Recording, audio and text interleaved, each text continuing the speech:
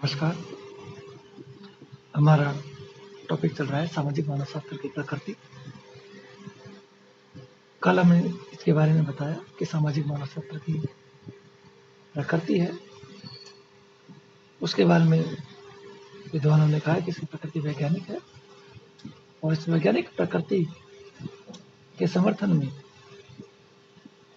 कुछ बिंदु बताए गए।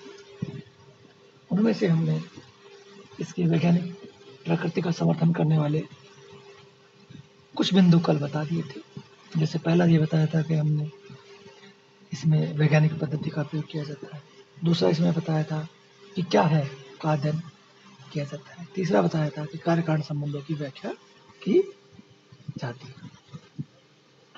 आज हम अगला बिंदु देख लेते हैं, अवलोकन पद्धति का प्रयोग। वैज्ञानिक अध्ययन में तथ्यों के संकलन का विशेष महत्व होता है, क्योंकि तथ्य संकलन पर ही अध्ययन निर्भर करता है कि अध्ययन कितना सटीक होगा, कितना सही होगा, है ना, कितना निष्पक्ष होगा, कितना वस्तुनिष्ठ होगा। ये सब तथ्य संकलन पर ही निर्भर करता है। तो प्राकृतिक विज्ञान में तथ्य संकलन के लिए अवलोकन पद्धति काम में ली जाती है। अवलोकन पद्धति 3 प्रकार की होती है, जैसे सहभागिक अवलोकन, अर्ध सहभागिक अवलोकन और असहभागिक अवलोकन।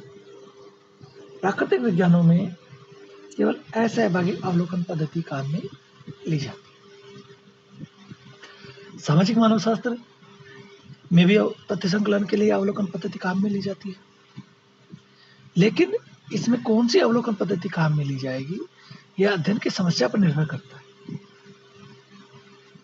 यह सामाजिक मानवशास्त्री अध्ययनकर्ता देखता है कि इस अध्ययन की समस्या के लिए कौन सी अवलोकन पद्धति काम में ली जाएगी। अर्धसहभागिक अवलोकन पद्धति काम में ली जाएगी या सहभागिक अवलोकन पद्धति काम में ली जाएगी, यह वह खुद निर्धारित करता है, खुद निर्णय लेता है। फिर इस पद्धति के द्वारा तथ्यों का संकलन किया जाता है, वर्गीकरण किया जाता है, विश्लेषण किया जाता है, फिर निष्कर्ष निकाले जाते हैं। तो इस प्रकार सामाजिक मानवशास्त्र में अवलोकन पद्धति का प्रयोग किया जाना इसकी वैज्ञानिक प्रकृति का समर्थन करता है। अगला बिंदु है तथ्यों का वर्गीकरण, विश्लेषण एवं सामान्यीकरण। सामाजिक मानवशास्त्र में अवलोकन पद्धति के द्वारा तथ्यों का संकलन कर लिया और तथ्य संकलन करने के पश्चात उनको कार्य कारण संबंधों के आधार पर, कार्य कारण के आधार पर अलग अलग वर्गों में, अलग अलग समूहों में बांटा जाता है। इन वर्गों को फिर क्रम से व्यवस्थित किया जाता है और कारकों के परस्पर गुण संबंध स्पष्ट किए जाते हैं। इस प्रकार तथ्यों का संकलन, फिर वर्गीकरण, फिर विश्लेषण किया जाता है। इसलिए इसकी वैज्ञानिक प्रकृति का समर्थन करते हैं और विश्लेषण करने के बाद सामान्यीकरण के आधार पर सामान्यीकरण किया जाता है और सामान्यीकरण के आधार पर फिर सिद्धांत की स्थापना की जाती है, निष्कर्ष निकाला जाता है।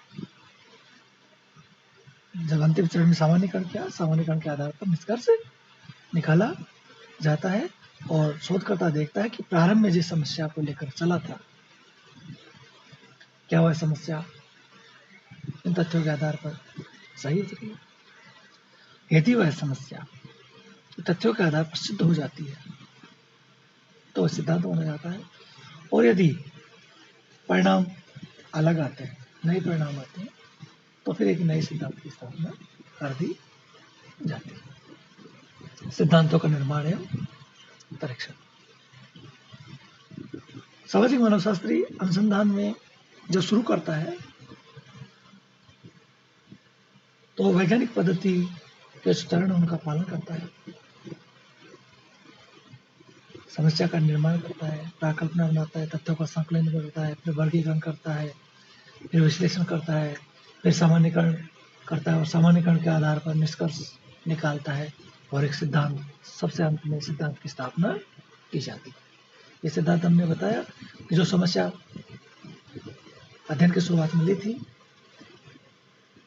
उनकी वो तथ्यों के आधार पर जांच करता है, वह सिद्ध हो जाती है तो उसको सिद्धांत बना दिया जाता है और यदि परिणाम नहीं आते हैं तो एक नए सिद्धांत की स्थापना कर दी जाती है।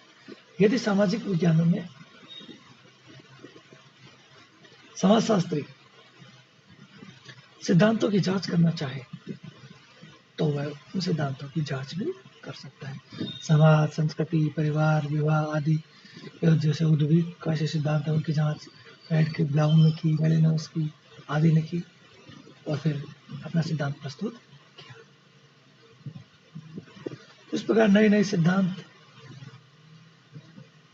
स्थापित किए जाते हैं और सिद्धांतों की पुनर्स्थापना भी की जाती है। अगला पॉइंट है सिद्धांतों की सार्वभौमिकता। जिस प्रकार विज्ञान के सिद्धांत सार्वभौमिक होते हैं, सब जगह लागू होते हैं, उसी प्रकार सामाजिक मानवशास्त्र के सिद्धांत भी सार्वभौमिक होते हैं। इसके सिद्धांत निश्चित परिस्थितियों में कारकों के परस्पर कारण प्रभाव संबंधों की व्याख्या करते हैं और यदि परिस्थितियां और कारकों के गुण नहीं बदलते हैं, वो वैसी की वैसी रहती हैं, तो इनके सिद्धांत सत्य और प्रमाणिक सिद्ध होते हैं। इसमें वैज्ञानिक अनुसंधान के चरण है, उनका अनुसरण किया जाता है, उनके आधार पर तथ्यों का संकलन किया जाता है, वर्गीकरण किया जाता है, विश्लेषण किया जाता है और सबसे अंत में सामान्यीकरण के आधार पर निष्कर्ष निकाल के सिद्धांतों की स्थापना की जाती है, सिद्धांतों का निर्माण किया जाता है जिसके की जांच संभव है। तो इस प्रकार सामाजिक मानवशास्त्र के सिद्धांत है वो सार्वभौमिक होते हैं, जैसे कि विज्ञानों के सिद्धांत सार्वभौमिक होते हैं। अंतिम जो बिंदु है इसका, जो इसकी वैज्ञानिक प्रकृति का समर्थन करते हैं, वह कि इसमें भविष्यवाणी करने की क्षमता होती है। सामाजिक मानवशास्त्र क्या है का अध्ययन करता है, क्या है, कैसे है, क्यों है, क्या होगा, इसका अध्ययन करता है और क्या होगा अर्थात ये भविष्यवाणी करने की क्षमता रखता है। इसकी प्रकृति इसलिए वैज्ञानिक है क्योंकि विज्ञान भी भविष्यवाणी करने की क्षमता रखते हैं और सामाजिक मानवशास्त्र भी भविष्यवाणी करने की क्षमता रखते हैं। सामाजिक मानवशास्त्र शास्त्री है, उन्होंने सामाजिक परिवर्तन की भविष्यवाणियां की हैं और भविष्यवाणियां सही भी साबित की हैं। समाज गांव से नगर में विकसित होते हैं, नगर से महानगर बनते हैं, संयुक्त परिवार से एकाकी परिवार बनते हैं, बदलते हैं। अनेक सामाजिक व्यवस्था, संस्कृति, उसके अंगों जैसे परिवार, समूह, विवाह, कला, धर्म आदि आगे चलकर क्या रूप धारण करें, इसके बारे में भविष्यवाणी तथ्यों के आधार पर की जाती है। जैसे हमने बताया कि पहले सरल समाज थे, तो सरल से समाज कैसे आएगा, जटिल में, ये भविष्यवाणी की जाती है। सामाजिक मानवशास्त्र ऐसा करता है। तो इस प्रकार ये प्रमुख बिंदु थे जो सामाजिक मानवशास्त्र की वैज्ञानिक प्रकृति है उसका समर्थन करते हैं और ये बताते हैं कि सामाजिक मानवशास्त्र है उसकी प्रकृति वैज्ञानिक है। आज का हमारा टॉपिक इतना ही। कल हम इसके सामाजिक मानवशास्त्र की वैज्ञानिक प्रकृति, उसकी कुछ कमियां जो सीमा है उसके बारे में पढ़ें। धन्यवाद।